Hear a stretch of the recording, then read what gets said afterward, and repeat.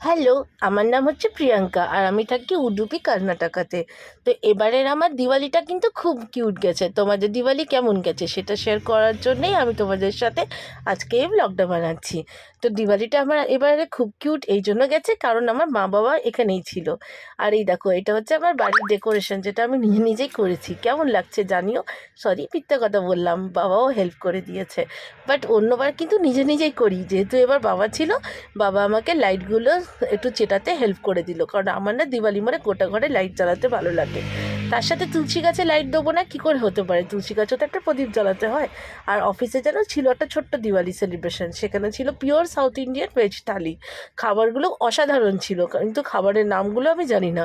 শুধু পোলাও আর এই যে পাঁপড় আর চাটনি টাইপের একটা কিছু ছিল, সেটারই নাম জানি, বাকি আইটেমের নাম কিন্তু আমি জানি না, সরি। আর এই যে আমার ডেকোরেশনটা দেখছো, এটা আমার বাড়ির একটা ছোট্ট ডেকোরেশন। তোমাদের কেমন লাগছে কিন্তু জানিও।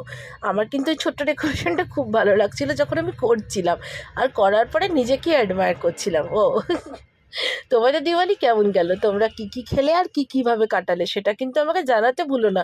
আর জানো তো, এবার কিন্তু আমি দিওয়ালিটা পুরো কোনো উইথাউট পলিউশন সেলিব্রেট করেছি, কারণ আমি এবার কোনো একটাও ফটকা ফাটাতে পারিনি। ফটকা ফাটাইনি এই জন্য না যে পলিউশন করতে চাই না, সেটা তো একটা গুড ইন্টেনশন অবভিয়াসলি থাকে। বাট দিওয়ালিটা আমি কোনোবার হয় না যে বিনা ফটকায় থাকি। এবার ফটকা এই জন্যই ফাটাতে পারিনি কারণ উডুপিতে প্রচণ্ড বৃষ্টি হচ্ছিল। তার জন্য একটা ফটকাও কেনা কিন্তু আমাদের জন্য সম্ভবই হয়নি, ফাটানো তো দূরের কথা।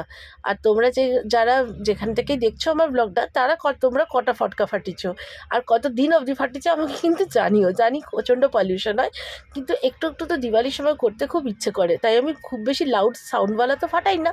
বাট ওই তারাবাতি, ঝাড়িবাতি, এসব যে বাতিগুলো হয় সেগুলো কিন্তু নিশ্চয়ই জ্বালাই, সাউন্ড আমি করি না। তো এই ছিল আমার ছোট্ট মতো কিউট মতো দিওয়ালি সেলিব্রেশন। আশা করছি তোমাদের দিওয়ালি কিন্তু খুব ভালো গেছে, আর তোমরা কি খেলে সেটা কিন্তু জানিও। কারণ বাঙালি মানে যে কোনো ফেস্টিভ্যাল হচ্ছে ভুরিভোজ করা, আর আমার তো এবার ভুরিভোজ মায়ের সাথে হয়েছে।